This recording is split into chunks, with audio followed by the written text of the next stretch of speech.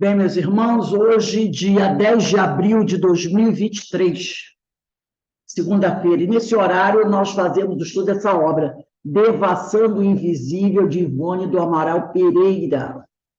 Nós estamos aqui estudando o capítulo que trata, deixa eu ver, que a Ivone ela não bota número do capítulo, né? É Frederic Chopin, na espiritualidade, mas nós já avançamos nesse capítulo. Então, nós vamos aqui elevar o nosso pensamento ao alto, agradecer a Deus, agradecer a Jesus, pelas bênçãos que nós recebemos e pela oportunidade que nós temos de estarmos aqui estudando essa doutrina abençoada, esses ensinamentos que essa médium fantástica, maravilhosa, realmente trouxe para todos nós, essas revelações do plano espiritual, para que a gente possa conhecer mais, com mais profundidade e propriedade, os temas relativos a tudo que está acontecendo no plano espiritual. Então, nós vamos aqui continuar o nosso estudo, e o capítulo que eu estou começa assim: Chopin entrou a narrar, então, os sofrimentos, porque desde que se reconheceu irremediavelmente doente, atacado pela tuberculose, né? Rose, por favor, deixa eu tentar entrar. Qual é o capítulo? O capítulo não tem número, é Chopin... Mas o meu tem.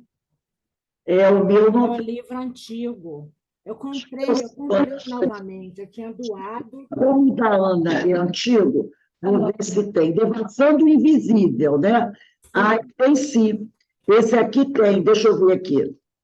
É o capítulo 3. Frederic Chopin na espiritualidade. Olha, se o seu é antigo, vê se não é na página 76. 76. Vê se o seu também é 76. É antigo. Página 76. Começa assim. Chopin entrou a narrar. Vê se você achou, Aninha. Estou procurando, peraí. Página 76. Achei. Ó, Chopin... Achei, obrigado. Chopin entrou a narrar. Achou? Já achei. Obrigada. É porque quando o livro é antigo, são as mesmas páginas. Então, vamos lá, começando aqui. Eu acho que todo mundo já se achou aí, né? Então, vamos lá. Chopin entrou a narrar, então, os sofrimentos, porque passou, desde que se reconheceu irremediavelmente doente, atacado pela tuberculose. Disse da desolação que o dominou ante a impossibilidade de se dedicar aos trabalhos que pretendia levar a efeito, e aludiu às dificuldades financeiras que o afligiram, às humilhações e desgostos daí decorrentes, por causa da falta de dinheiro, né? Sem se referir jamais à sua grande amiga, George Sand. Todavia, a proporção que narrava, evocando o próprio passado terreno, revivendo em si mesmo, transformava-se. Voltou àquela fase da sua existência. Mostrou-se enfermo, tuberculoso, abatido, rouco, os olhos profundos e pisados.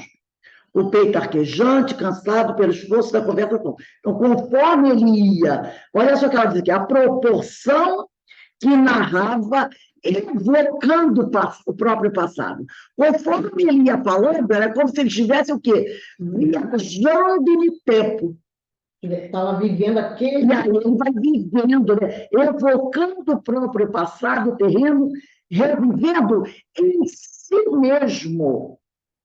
Transformava-se, quer dizer, o perispírito ia se transformando naquela imagem do passado. Enfermo, tuberculoso, abatido, rouco, os olhos profundos e pisados. O peito arquejante, cansado pelo esforço da conversação. Viram-no tossir dolorosamente. Tuberculoso, né? Expectorar, levar o lenço à boca, ter hemoptise. Aí ela bota aqui uma notinha, né? Expectoração de sangue. proveniente dos pulmões, traqueia e brônquios, mais comumente observável da tuberculose pulmonar. Então, aqueles filmes antigos, né? A pessoa tossia e o lenço ficava vermelho de sangue, manchado de sangue. Tinha umas épocas até que nos bares tinha aquela pia, Isso. lembra? E a pessoa pisava no pedal, levantar, a pessoa tossia ali, que não podia nem cuspir no chão. Exatamente.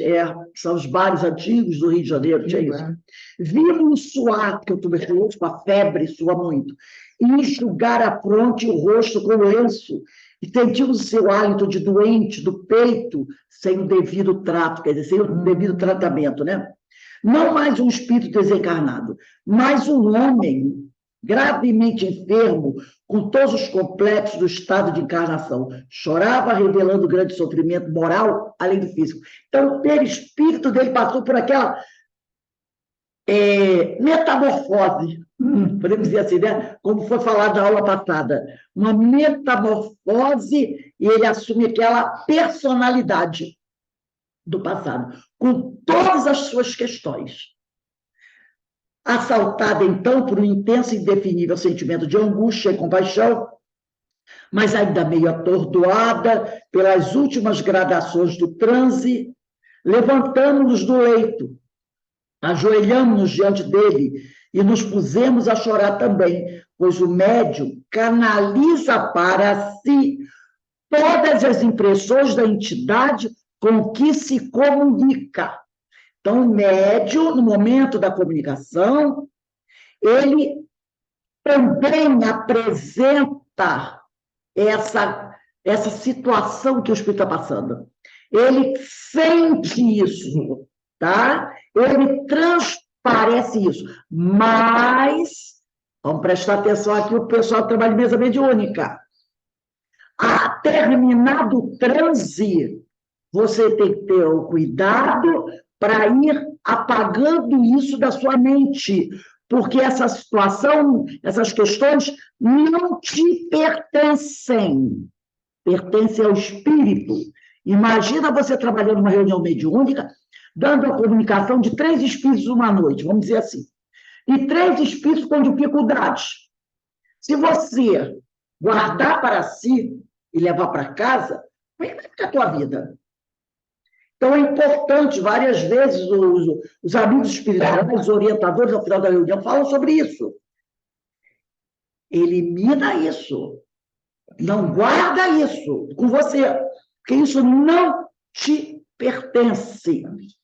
E tem médios que não conseguem.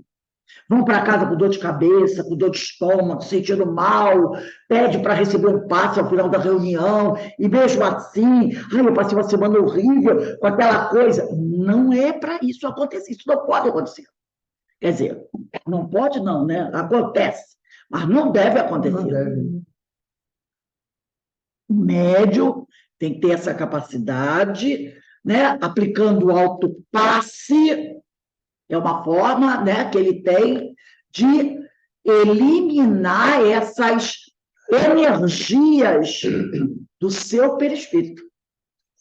Né? Porque isso não lhe pertence. São registros do outro. Então, isso aqui, ó. Ela diz aqui, ó, pois o médium canaliza para si todas as impressões da entidade com que se comunica. Então, tínhamos os braços apoiados sobre seus joelhos e as mãos cruzadas como em prece. E ele nos pareceu tão sólido e material como qualquer ser humano. Dizia sentir febre e tocou nossas mãos com as suas, provando que dizia. Sentimos com efeito que aquelas mãos estavam quentes e úmidas, acusando temperatura elevada. Queixou-se de que tinha o estômago e os intestinos inchados e doloridos, devido à doença a qual aqueles órgãos também afetara, e ao dizê-lo, comprimia-os com as mãos. O sofrimento que nos atingia era intenso e insuportável. Charles interveio, levantando docemente e furtando, e a si próprio, de nossa visão. Então, Charles viu que a situação ali não estava legal, não estava muito boa, veio em socorro ao espírito e depois ele e o espírito ficaram invisíveis para ela, tá? Antes, porém, que se desfizesse de vez o fenômeno, tomamos de suas mãos e beijamos-las, exclamando: adeus, Fred, pois esse é o tratamento que lhe damos sempre, durante os trânsitos dessa natureza. Esse fenômeno deixou-nos entristecidos e abalados durante muitos dias, porque ela tinha uma ligação muito profunda com ele. E era uma ligação que vinha de vidas passadas. Então, ela tinha uma ligação muito profunda. Vendo o sofrimento dele, ela ficou, né, sensibilizada.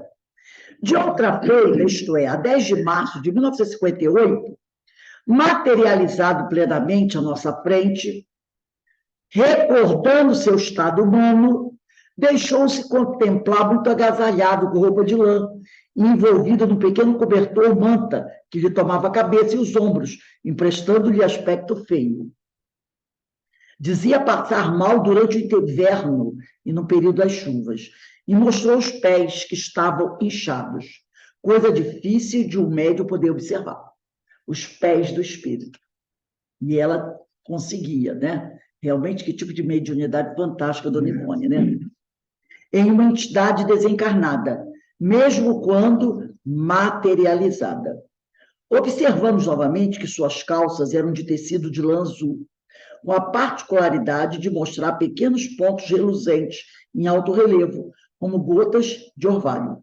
As meias também eram de lã, de cor branco, marfim, quase creme, e que usava chinelos muito grandes, arrastando-os ao caminhar, parecendo que não lhe pertenciam.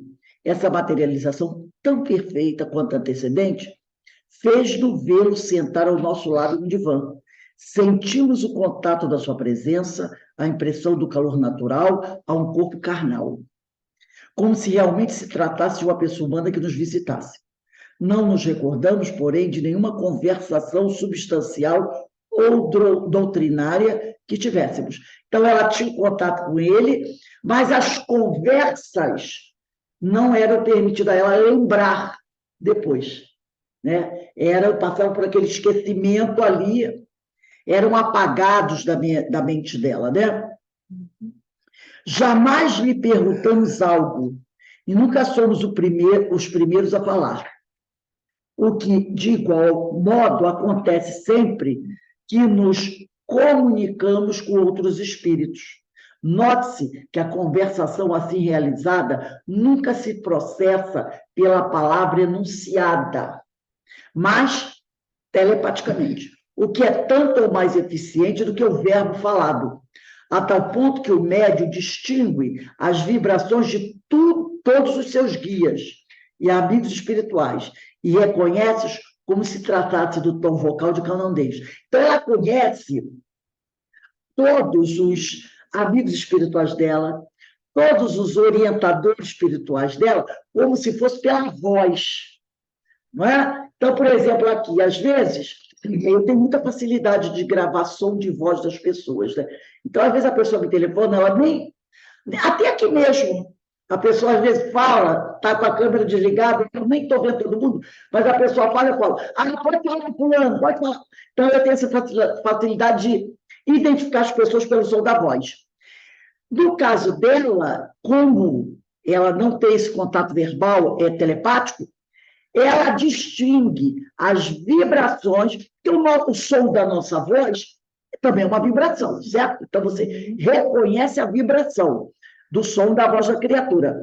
Aqui ela distingue as vibrações mentais de todos os seus guias, como se fosse a voz deles. Mentais. Ela reconhece as vibrações mentais. Então, quando algum deles fala com ela telepaticamente, ela já sabe quem é.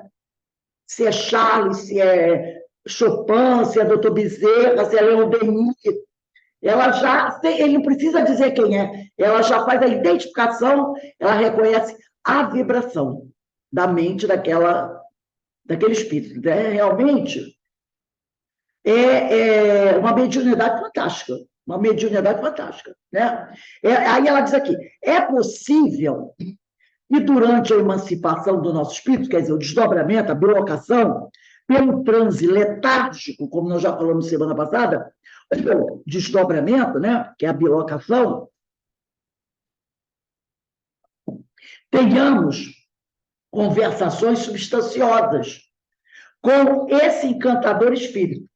Mas em vigília, esperta, acordada, nossos entendimentos são curtos, embora afetuosos e muito interessantes, servindo geralmente para identificá-lo. Então, quando ele se materializa e ela está no estado de vigília, não desdobrada, a conversa deles é lacônica, é bem lacônica. Mas quando ela está em desdobramento, apesar dela não lembrar, ela sabe que a conversa é mais profunda, é mais longa. Aí ela diz aqui, né? Pediu-nos certa vez, muito delicadamente, que tomássemos um professor de música, sempre foi o sonho dela, né? E aperfeiçoássemos o nosso conhecimento de piano, com fervor e vontade. E se assim fosse, afirmou ele, eu poderia realizar o que desejo, por seu intermédio. Enfim, dar-lhe-ia mensagens do gênero que mais me interessaria, através da música. Pois somente me expressarei pela música. Todavia, não sendo possível atendê-lo, porque Charles já tinha dito para ela, né? E nessa encarnação ela não tinha tempo para aprender a tocar piano. Ela tinha outras coisas para fazer, né? Então, todavia, não sendo possível atendê-lo, porque sabemos que a arte arrebata o espírito, e julgamos serem outros os nossos compromissos com a doutrina, isso porque os amigos espirituais tinham dito isso para ela, resignamos-nos ao pesar de não satisfazer o desejo do querido amigo desse particular. Porque, como ela diz aqui, ó, a arte arrebata o espírito. E nós vimos aqui, que a Dona Ivone já nos falou muitas vezes, que muitos espíritos se afastaram de Deus, porque se deixaram arrebatar pela arte, pela música, pela poesia, né? E com isso deixaram de fazer muitas vezes o que tinham que fazer e se afastaram. Então, ela não pode se dar esse luxo. Então, nada de arte no momento. Asseverou-nos que sabia ser ele muito amado pelos brasileiros, o que particularmente o enternece. No entanto, observa que ninguém lhe dirige uma prece. Olha aí. E que necessita desse estímulo para as futuras tarefas que empreenderá ao reencarnar, quando pretende servir a Deus e ao próximo, o que nunca fez por intermédio da música. Isso aqui é uma coisa muito interessante.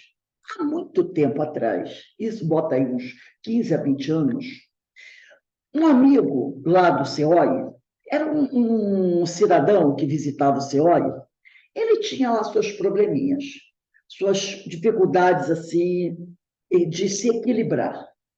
Mas ele ia assistir a palestra, às vezes ele fazia uns comentários que se estendiam um pouco mais, era obrigado você a interferir, mas ele tinha um costume muito interessante. Como ele era uma pessoa que estava sempre... deveria ter um TDAH, um negócio desse assim, né? Sabe um pouquinho mais... Ele tinha um costume muito interessante. Ele ia naquela mesinha, lá de botar os nomes, ele pegava o papelzinho e botava assim, para vibração de desencarnado. Pedro Álvares Cabral, Dom Pedro II, Dom Pedro I, sabe? Botava o nome dessas personalidades. E quando ia para a reunião de irradiação, às vezes, né, como eu dirigia toda a parte da irradiação, às vezes a companheira que era da irradiação desencarnada chegava para mim e disse assim, Rose, olha só os nomes que vieram para a mesa. Aí a gente já sabia quem era que colocava. Eu vou botar na lista de radiação esses nomes, esses assim. Aí disse assim, ó, não, tudo bem, você não quer botar, não bota. Mas deixa os nomes aí. Ele tinha se acostumado, todo mundo achava que era por causa daquele costume. Mas aí, a maioria dessas personalidades da história, grande maioria, são desperdiçados. Sabe, sei lá, se ele não recebeu uma orientação do plano espiritual para botar o nome deles? Porque você vê alguém dirigir preces, vou fazer uma prece aqui pelo Getúlio Vargas, vou fazer uma prece pelo Duque de Caxias, vou fazer uma prece pelo fulano de tal. Você vê isso. pelas personalidades históricas. Né? Então, a gente não coloca. Não, dificilmente vai fazer por uma personalidade histórica. Vou fazer aqui uma oração por Nero, por Calígula, por... Né? Ou por aquele que todo mundo acha que está lá em Plutão, né? Fazendo um estágio lá em Plutão, essa tolice, grande tolice. Ninguém faz. Ninguém faz. Alguém já ouviu falar? Eu não vou citar o nome, porque não interessa, mas todo mundo sabe do que eu estou falando, que disseram que ele está lá em Plutão. Alguém já viu alguém rezar por ele? E aqui ela diz, ele, Chopin, fala isso. Ninguém reza por mim. Ninguém me dirige uma prece. Nem da família, né? Nem da família. Então, é uma coisa que a gente tem que parar, sabe, de vez em quando, fazer um negócio aí, que é isso aqui, ó. Às vezes, Rose, como o Chopin fala, a pessoa diz, sabe, já tem muitos anos, já tem encarnou, que morreu no corpo.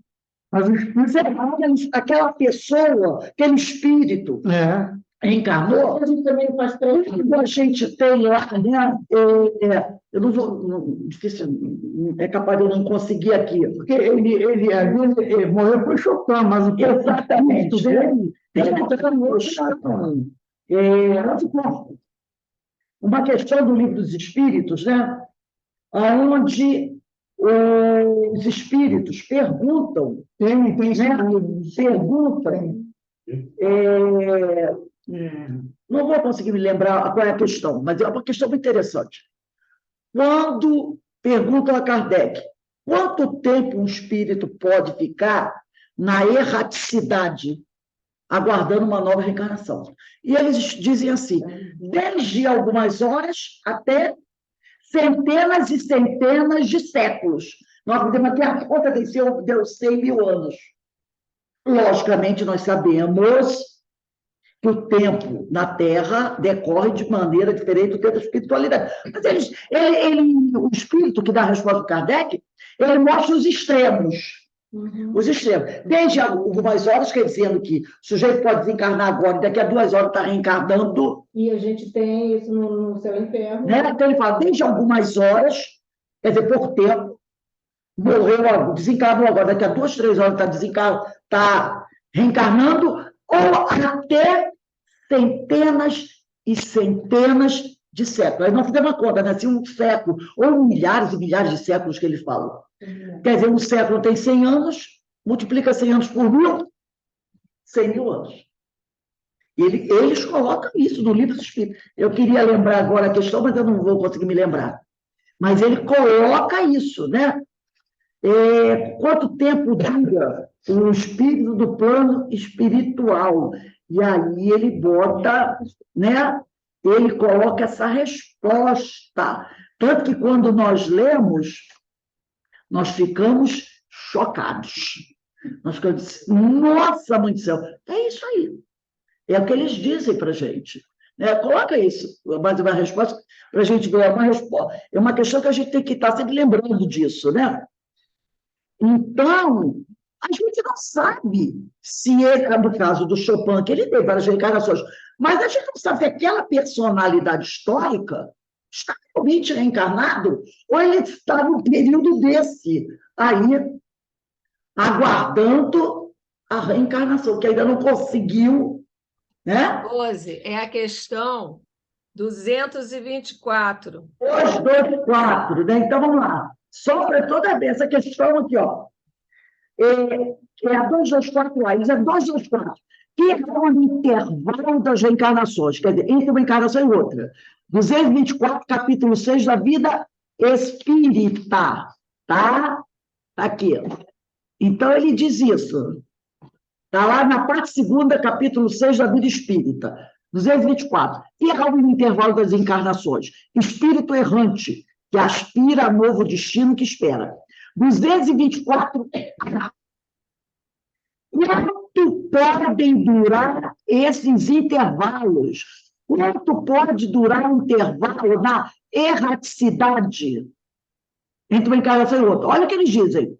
Desde algumas horas, então 2 horas já são algumas horas, né? Não pode ser 1 hora, porque ele botou no plural. Desde algumas horas até alguns milhares de séculos. Eu estava sendo boazinha, eu estava dizendo centenas de séculos. Milhares, eu acho que ele botou os extremos. Mas se ele botou os extremos, é que os extremos podem entrar. Né? Então, o que está no meio é mais comum. Agora, os extremos também podem acontecer para alguns espíritos. Tanto que ele cita os extremos. Desde algumas horas até alguns milhares de séculos. Propriamente falando, olha o que ele está dizendo aqui. Não há extremo limite estabelecido para o estado de erraticidade. Não diz assim, é isso aqui, ponto. Não. E podem prolongar-se muitíssimo. Ele bota o superlativo aqui. Muitíssimo. Mas que nunca é perpétuo. O sujeito pode ficar em 200 mil anos, mas não vai ficar para sempre.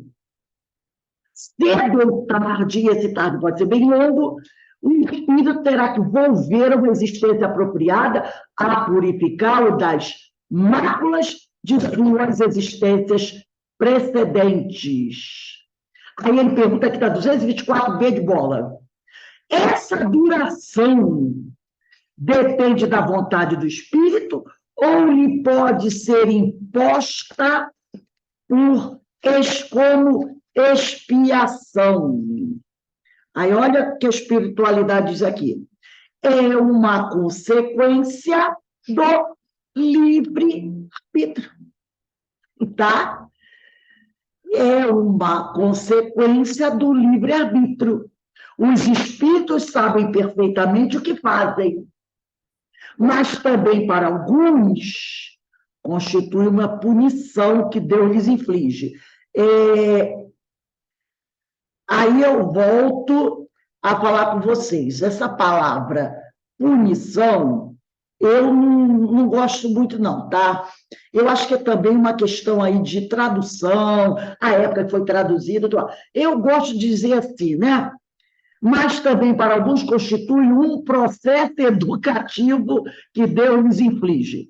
Outros pedem que ela se prolongue, a fim de continuar em estudos que só na condição de espírito livre podem efetuar-se proveito. Então, alguns espíritos que estão estudando no plano espiritual e pedem, não dá para deixar eu ficar mais um tempinho aqui? A espiritualidade vai analisar o quê do cidadão que está pedindo? A intenção. A intenção. Se a espiritualidade percebe que a intenção é verdadeira, ele acha que precisa estudar um pouco mais, a espiritualidade não tem problema nenhum. Pode ficar mais um tempo aí estudando, se preparando. Quando você achar que está preparado para reencarnar, se avisa, tá? Então, a espiritualidade julga a nossa intenção. Entendeu? Então, de repente, o espírito pode ficar 1000 anos sem reencarnar, pedindo para prorrogar. Não, eu estou estudando aqui, que eu pretendo no futuro fazer um trabalho assim, assim, assim. Não tem problema. Julga a intenção. É a verdade. 1000 anos, 2000 anos, 3000 anos, 10.000 anos, para o espírito imortal, não.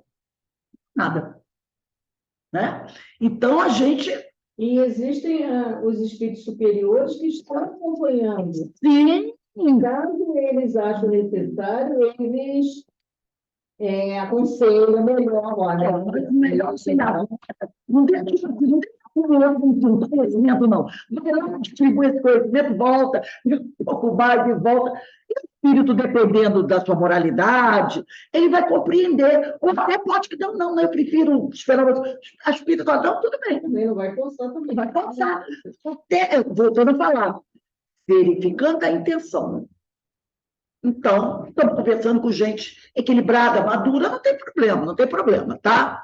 Esse tipo de coisa é bom. Tem muita gente que acha o seguinte, eu gosto muito de falar sobre isso, é uma coisa que sempre me incomodou muito. E até na mesa mediúnica mesmo, e eu sempre coloquei assim, eu sempre pautei assim o meu trabalho. Eu lido com a espiritualidade, eu lido com meus amigos espirituais, com meus orientadores, nesse nível de conversa. Sempre, quando eu doutrinava, E nunca foi naquela coisa é lógico que eu tenho o respeito, eu sei da hierarquia, mas tem aquela coisa de submissão, entendeu? Na minha cabeça, eu sempre vi os espíritos assim, é gente como a gente. Então, vamos conversar? Vamos dialogar? Eu fazia isso muito com o Jesus Gonçalves, muito, muito, muito. Eu tinha aquele retratinho que tem ali da parede do Jesus Gonçalves, eu tinha lá em casa, então, às vezes, quando a coisa estava meio brava para mim, eu sentava na mesa, sabe? Porque até para ter um ponto fixo, eu pegava o retrato dele, botava assim encostado numa jarra que eu tinha na mesa, até para poder facilitar a minha concentração, e batia, eu falava sozinha dentro de casa. E não falava assim mentalmente, não, era voz alta. Né? A Pedrinha, às vezes, passava, olhava, ele já sabia, e na mãe também, se já se gostava, ele ia para o quarto, ficava lá na dele. E eu sentava e eu conversava com ele. Eu aqui na cadeira, sentado em frente à mesa, o retrato dele ali na jarra, eu conversava, eu falava, só a minha situação está assim, assim, assim. Ah, você sabe do que se trata, que tu também passou por isso, eu sei da tua vida, tu sabe, tu tem que me compreender, me aceitar. E eu conversava com eles assim, entendeu? Como um grande amigo, e expunha, e eu acho que as pessoas expunham o meu ponto de vista. Como diz o outro, eu advogava a minha causa. E eu nunca tive problema em relação a isso. Eu nunca tive problema. E a resposta vinha. No final daquele papo, eu me sentia consolada, amparada, e eu já sabia a resposta.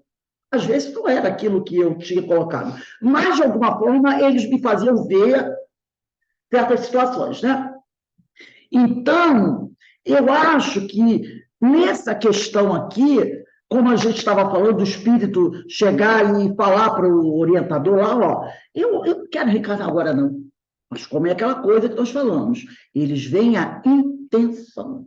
Então, conversa, expõe, diz se quer, se não quer. E a minha espiritualidade, ela compreende tudo isso.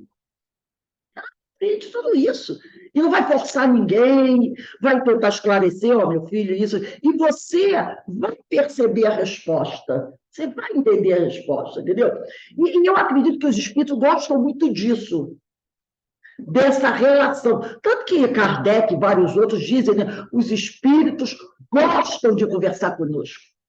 E a Ivone Pereira fala isso aqui, que os espíritos gostam de falar conosco.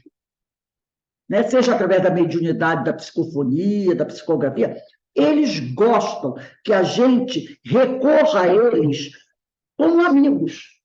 Eles gostam disso. E a gente tem que encarar isso assim, eu vejo isso dessa forma bem normal, né?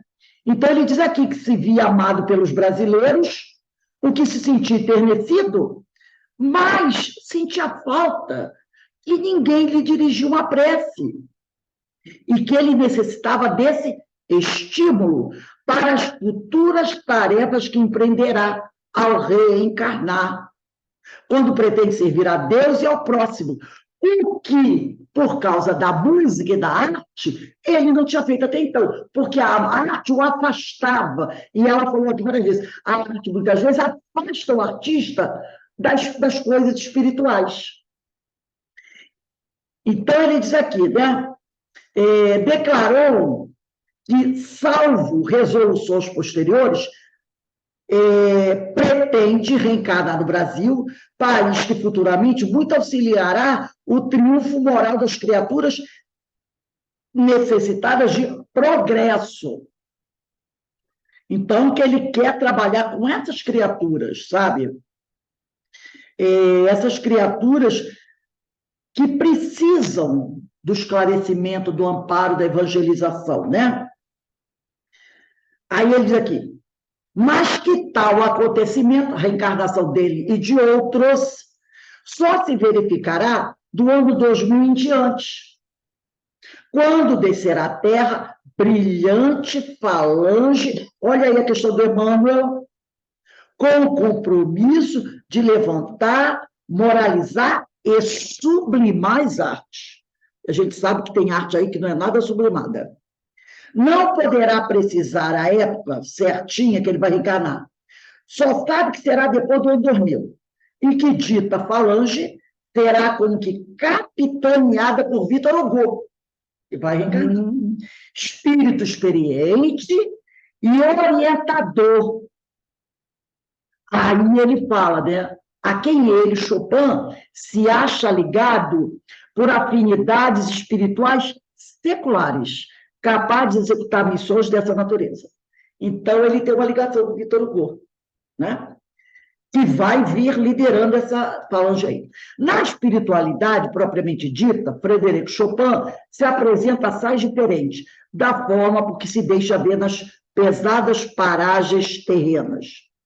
Tal como é ali, ou seja, no seu estado normal, de espírito fluídico, leve, não se poderá mostrar na Terra. Será necessário, então, que o médium espírito, durante um desdobramento, possa ir até ele, desde que auxiliado ou preparado por seus guias espirituais. É aquele caso, né, do André Luiz, que foi às zonas mais superiores visitar a mãe. Deixou o seu corpo de relação lá nas zonas, naqueles departamentos, né, aonde ele se encontrava, deixou o seu corpo espiritual e foi em corpo mental fazer essa visita rapidinha, porque também ele não era de lá, então não podia ficar lá muito tempo, e retornou.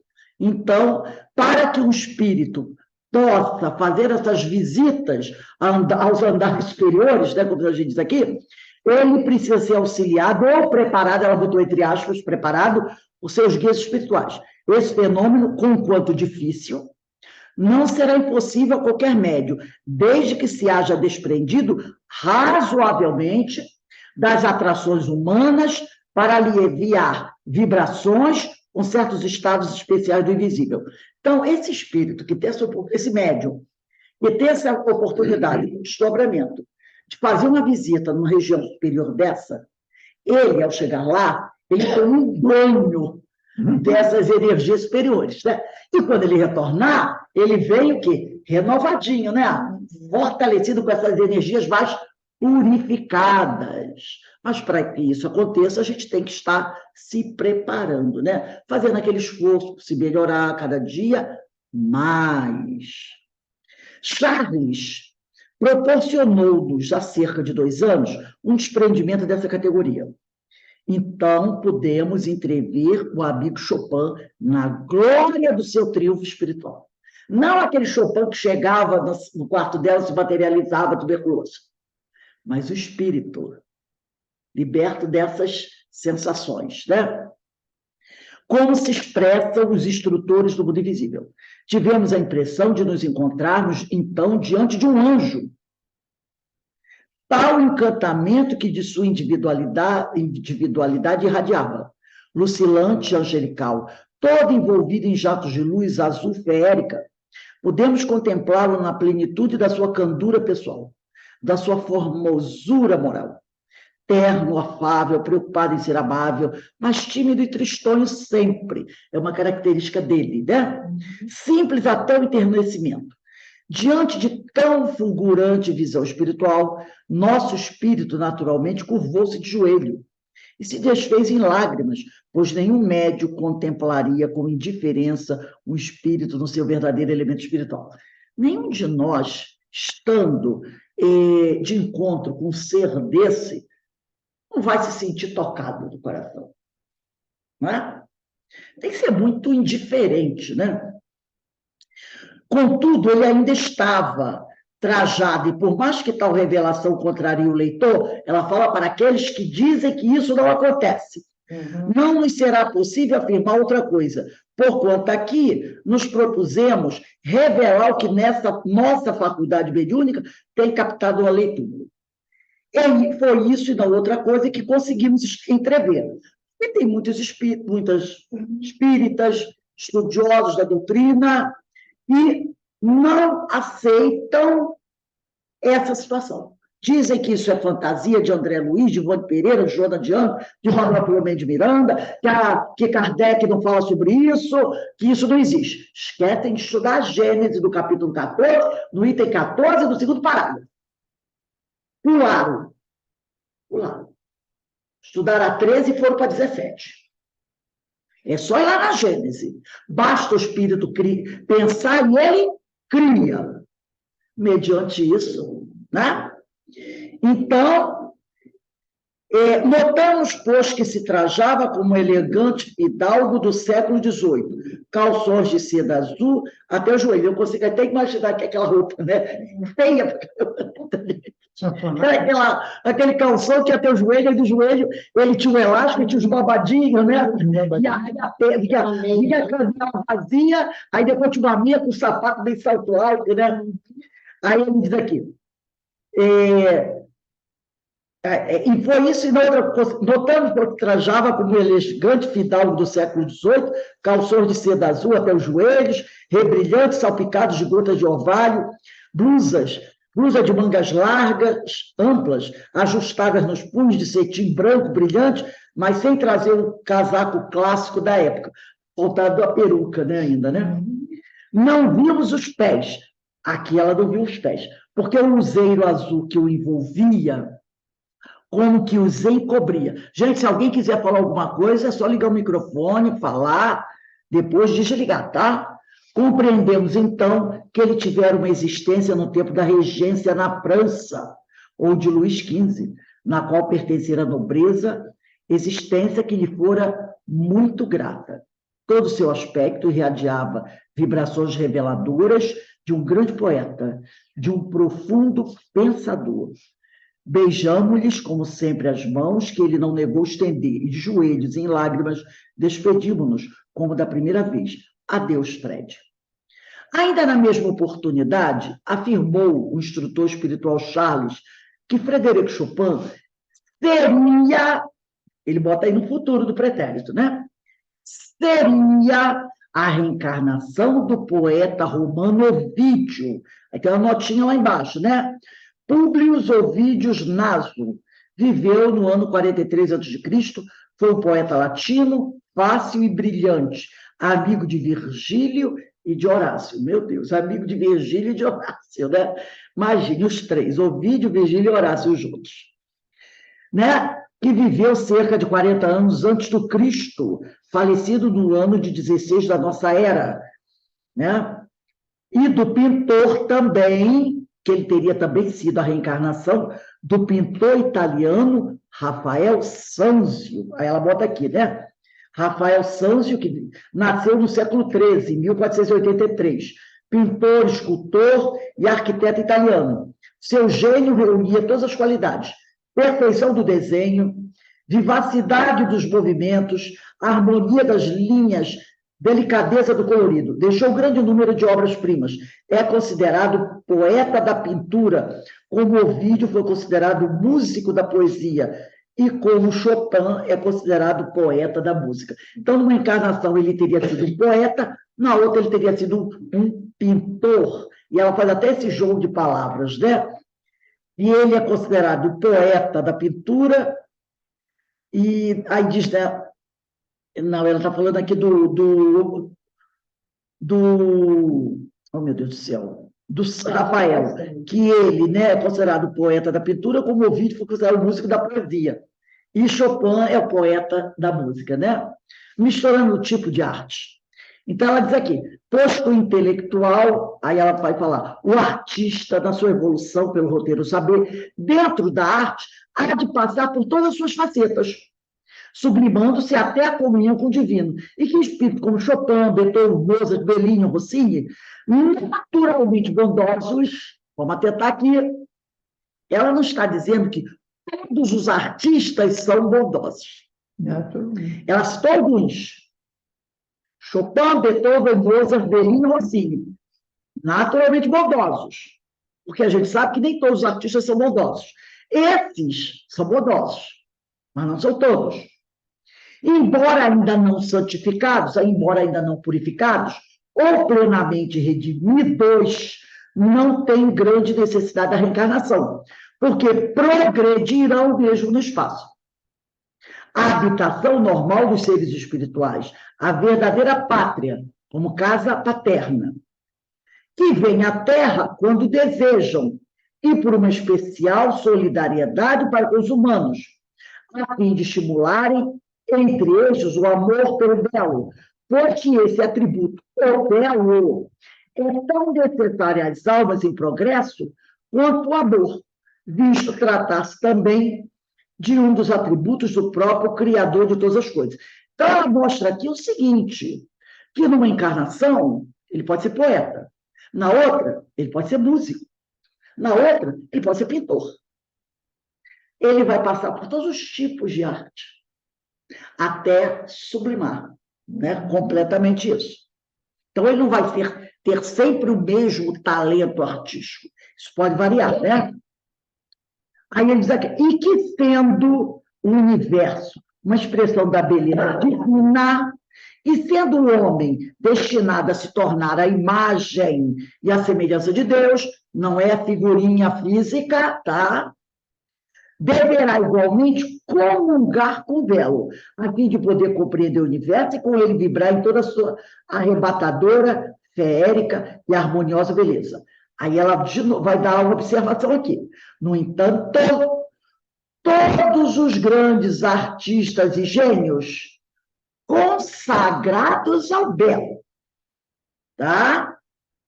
Os artistas consagrados ao belo, porque a gente sabe que alguns se dedicam ao mal, à promiscuidade na sua arte. Então, ela está falando daqueles que consagram a sua arte ao belo. Voltando a falar, não são todos, tá? Deverão passar, outros sim, pelos ásperos caminhos das experiências e dos testemunhos, embora muitas vezes sem o caráter expiatório, até que, como toda a humanidade, cumpram os ditames da lei de amor a Deus e ao próximo. Eles não são privilegiados. Eles terão que passar pelos caminhos ásperos, pelos ásperos caminhos das experiências e dos testemunhos, como todos nós. Olha o caso de Chopin, tuberculose e outras questões mais. Tá? A par da própria característica de intérpretes do belo por meio das artes. Então, ela falou aqui, os gênios consagrados ao belo, o que não são todos. Infelizmente, a gente sabe disso, né? E a gente vê por aí, hoje em dia, como é a situação. Aí ela diz aqui, presentemente essa entidade, Chopin, se preocupa na espiritualidade com um curso de medicina psíquica. Ela própria participou do acontecimento, acrescentando que, por esta razão, não tem visitado a Terra com frequência ultimamente. Ouvindo-a, perguntamos-lhe, então, com toda a naturalidade, como só ia acontecer quando conversamos com alguém do mundo invisível. Quer dizer que, ao voltar à reencarnação, será médium curador, talvez receitista? Ela perguntou para Chopin. E sorriu satisfeita e sacudiu a cabeça firmemente. Quem sorriu satisfeita? A entidade, Chopin. Então, não virá mais como artista? Voltamos a indagar. E a resposta veio cheia de animação. Porque não poderei, aí ele diz assim, por que não poderia aliar duas qualidades, se os artistas muitas vezes não passam de médios? Então, ele diz, eu posso ir como artista e como médium ao mesmo tempo. O problema estará na boa orientação da faculdade que se disponha. Então, o problema não é o médium ser artista, ou o artista ser o médium, mas sim na boa orientação da faculdade.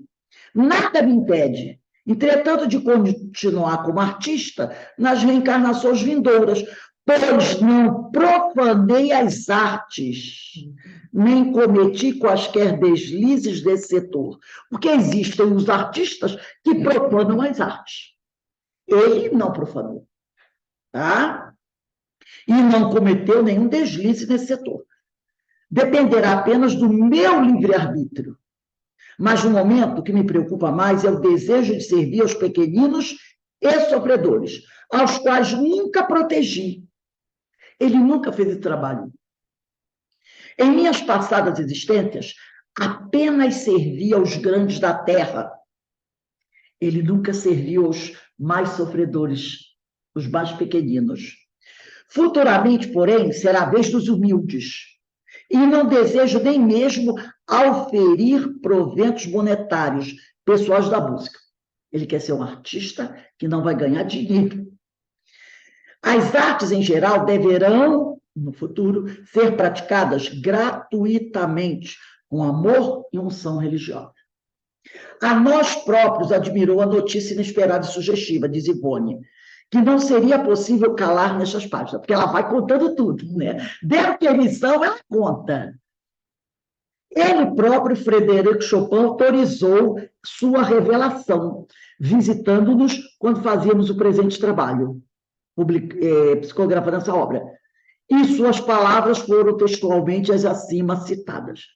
Expôs o que espontaneamente, pois repetimos, jamais solicitamos algo. O invisível nos concedeu acerca de Frederico Chopin, além de mais algumas informações que não julgamos interessantes para essas páginas. Ela recebeu outras revelações porque ela achou que não interessava aquilo ao tema. Não poderemos, é certo, provar com fatos concretos o noticiário que nos vemos intérpretes, visto tratar-se de assunto transcendental que atinge a categoria de revelação. Então, ela não pode apresentar ao vivo e a cores a revelação. Foi uma revelação. Ele disse, vai acontecer isso. Ela não tem como provar.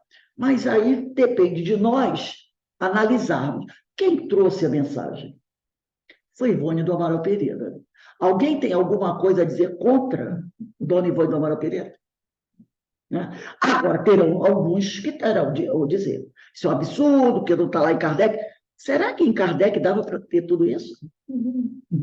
E o próprio Kardec falou, eu não apresentei tudo, que nem daria, não deu tempo, né? Aí ela diz aqui, mas a Deus, tomando por testemunho da sinceridade com que aqui nos externamos, deixamos aos nobres pesquisadores da revelação o labor sagrado de obterem a confirmação lógica e insofismável do que fica exposto. Aliás, cumprimos apenas um dever de consciência. Pois se, como sabemos, a função da mediunidade é desvendar os segredos da morte, transmitir notícias do mundo invisível ao mundo terreno, nada mais fazemos com efeito do que desincumbir-nos um dever, não guardando avaramente fragmentos da vida espiritual a nós revelados de um vulto que, ao passar pela terra, a encantou com o seu gênio de artista e cuja imorredora lembrança faz vibrar ainda quem não vibra quando ouve uma música de Chopin, né? Noturno de Chopin, né? O coração de quantos sintam na alma inclinações para as arrebatadoras expressões do ideal sublimado no belo. Tão maravilhoso capítulo, né? Eu tenho um CD que é Chopin através do violino, né? Nossa, maravilhoso, né? Então, Dona Ivone Pereira fala que ela não tem motivo nenhum para sonegar, para guardar só para ela. É lógico, se os espíritos disserem, a próxima segunda é nas regiões inferiores, é lógico que os espíritos disserem para ela, não publica, ela não vai publicar. Mas a partir do momento que eles disserem, pode, fica à vontade, ela vai dizer, ela não tem por que esconder. Né? Se são revelações, por que guardar só para ela? Então, ela traz o testemunho que ela vivenciou. Alguém gostaria de fazer algum comentário, trazer alguma ilustração, algum depoimento? A gente vê pessoas que trabalham nessas ONGs, ensinam balé, ensinam música. A gente percebe que tem alguma coisa, a gente fica pensando, as pessoas talentosas e estão se enfiando nesses buracos aí. Isso aí. Trabalho, né? Tem muitos que ensinam judô, ensinam esporte, ensinam música, balé, né? E são anônimos. São anônimos. A gente vai saber uma vez ou outra num noticiário e que transformam aquele espaço num espaço belo, como ela colocou aí, né? Um espaço tiram esses meninos do tráfico, dessas confusões todas, são esses espíritos, esses talentosos aí. Você vê quando chega naquela época, né, daquela campanha que eu esqueci o nome agora, Criança Esperança, aí eles vão desses lugares, pelos rincões do Brasil, encontram essas ONGs, Às vezes, dali sai uma criança para o balé no exterior, vai dançar no O Bolshoi, Bolshoi, teatro aí, Os músicos, músicos, violinistas. instrumentistas. Isso daqui começaram a vir uma ONG dessa, porque tinha um professor de piano, um professor de balé, que nunca conseguiu estrelato, mas ele vai lá ensinar e não ganha um tostão. Muito pelo contrário, bota do bolso dele e cria, né? Divulga, espalha a arte. Não serão esses espíritos que foram, né, estrelas fantásticas, aí o Mozart, né? Lá do passado, um Beethoven, que pode estar aí, um Leonardo da Vinci, fazendo um trabalho como esse? É o que ele está falando aqui. montam bibliotecas, estimulam as crianças à leitura, e aí começam a surgir pequenos poetas, pequenos escritores. Podem ser esses artistas que estão fazendo esse trabalho, que ele anuncia agora, até que a partir de 2000, muitos deles reencarnariam, né?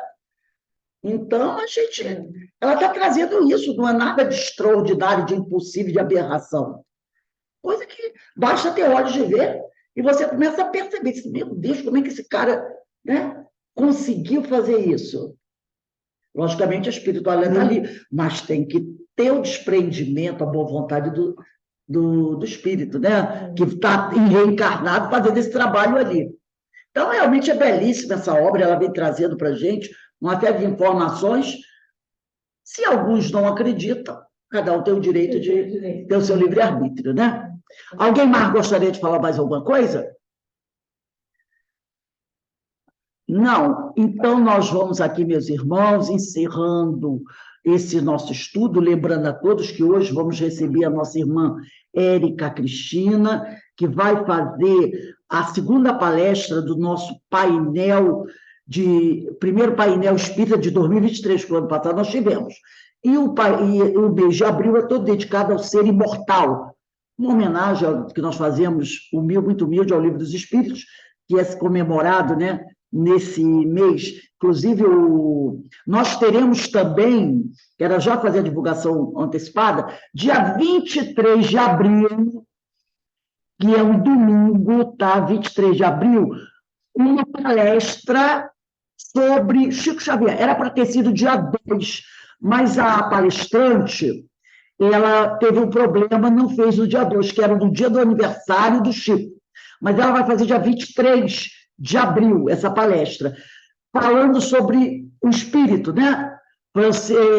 Francisco Cândido Xavier. Ela vai fazer uma palestra, vai ser no domingo, se eu não me engano, à tarde. Depois eu vou passar o horário para vocês, envolvendo todo esse mês de abril, porque esse mês de abril é bom, né? Um mês de abril de aniversário do Chico, a publicação do Livro dos Espíritos, né? E nós temos muitas datas, ele até colocou para mim aqui outro dia as datas quando eu mandei para ele.